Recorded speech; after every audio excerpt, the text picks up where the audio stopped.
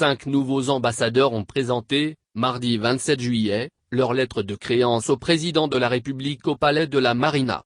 Il s'agit des ambassadeurs de la République fédérale du Nigeria, de la République du Ghana, de la République fédérale d'Allemagne, de la République gabonaise et du Royaume de Norvège.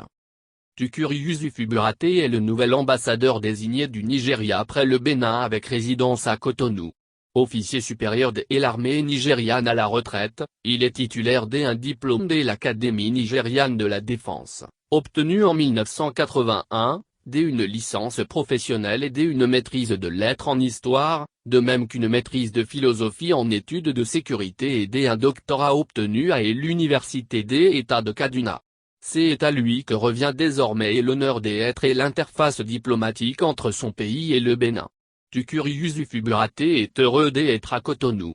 Mardi 27 juillet, à la suite de la présentation de ses lettres de créance au président de la République, il a, au cours d'une brève déclaration aux médias, expliqué l'essentiel à retenir de sa mission.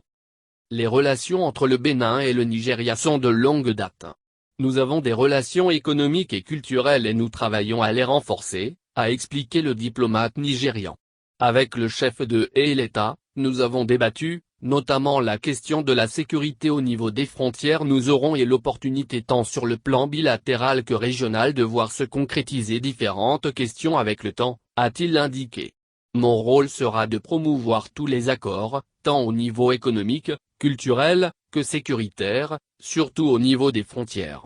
C'est une question majeure pour nous et nous devons faire en sorte que la question sécuritaire soit réglée très vite, a soutenu le diplomate nigérian.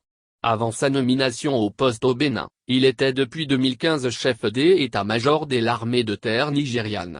Il y a opéré plusieurs réformes qui ont contribué à rendre l'armée nigériane plus performante, plus professionnelle, plus moderne et mieux équipée. À sa suite, Christine Tchurché, ambassadeur désigné de la République du Ghana avec résidence à Cotonou, s'est livrée au même exercice.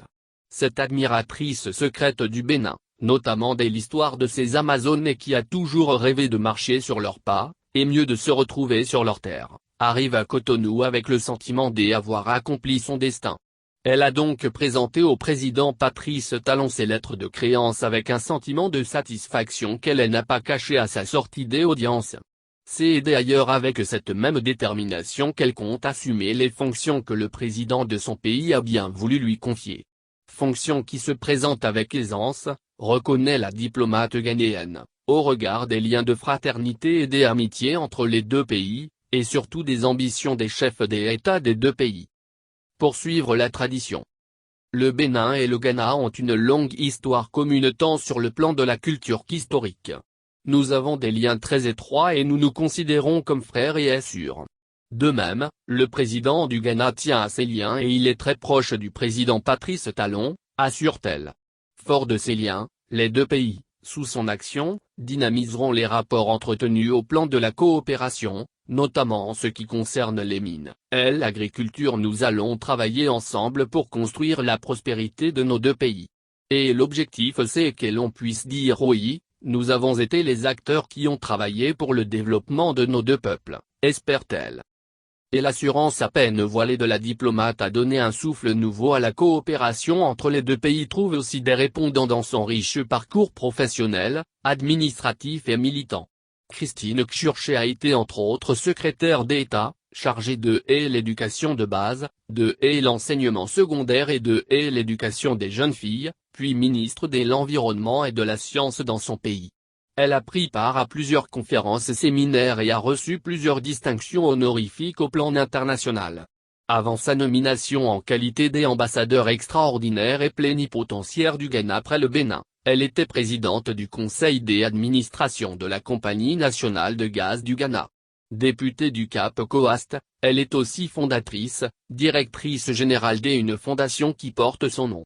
Elle est née le 21 septembre 1954, et est titulaire d'un master en éducation des adultes et d'un bachelor en anglais et en histoire, obtenu à l'Université du Ghana. Des engagements pour le futur. Avant sa nomination en qualité d'ambassadeur extraordinaire et plénipotentiaire de la République fédérale d'Allemagne près le Bénin, avec résidence à Cotonou, Michael Derues était, depuis 2019, ambassadeur de son pays près la République malgache et la République de Maurice, avec résidence à Antananarivo.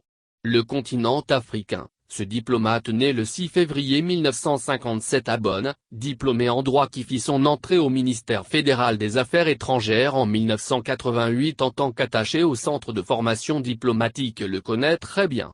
Il a accumulé au fil de son parcours des expériences qu'il compte bien mettre à l'actif du Bénin, notamment en ce qui concerne la formation technique et professionnelle.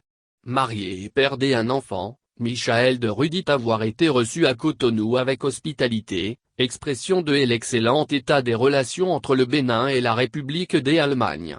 Pour ce qui est de son action diplomatique, il a laissé entendre à la suite de la présentation des lettres de créance qui l'accréditent au Bénin, que nous avons une longue histoire de coopération économique et que l'engagement futur de la coopération allemande au Bénin se traduira par de grands actes.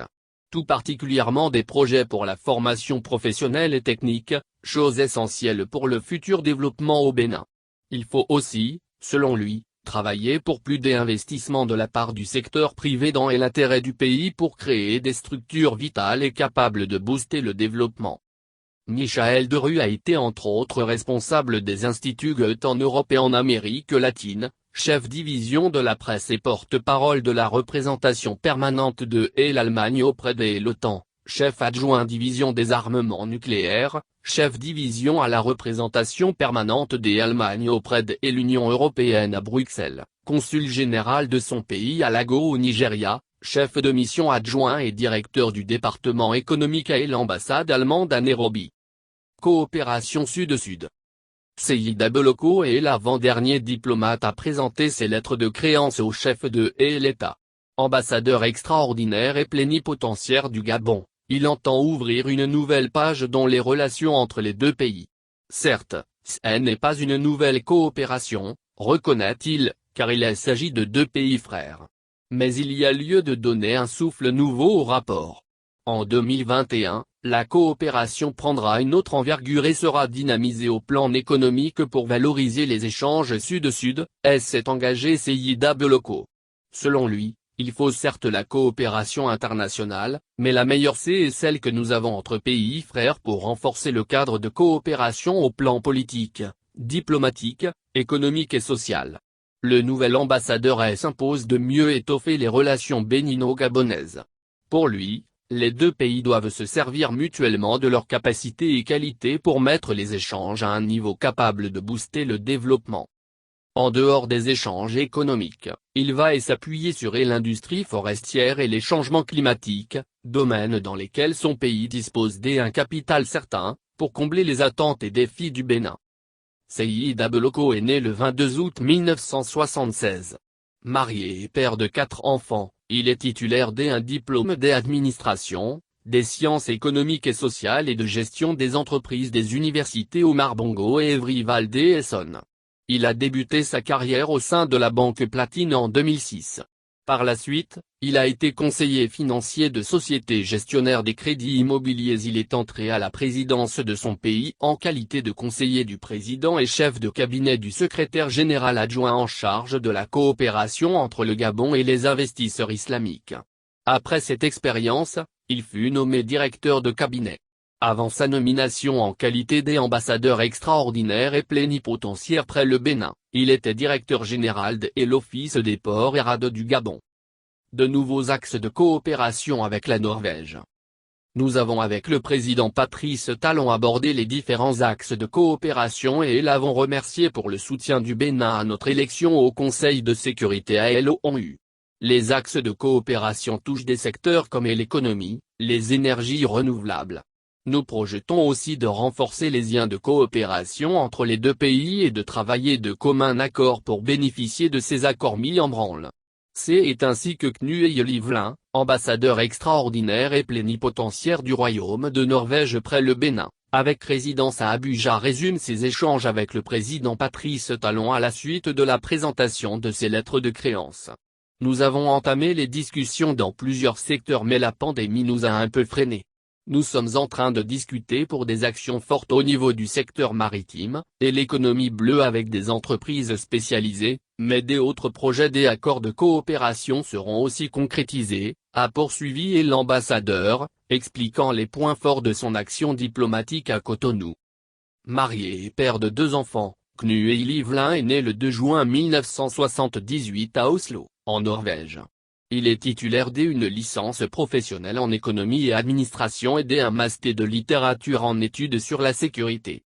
Il a débuté sa carrière professionnelle à la Marine royale norvégienne, avant de réintégrer le ministère norvégien des Affaires étrangères. Il a été en poste à Téhéran, à Abuja, en Syrie et en Irak.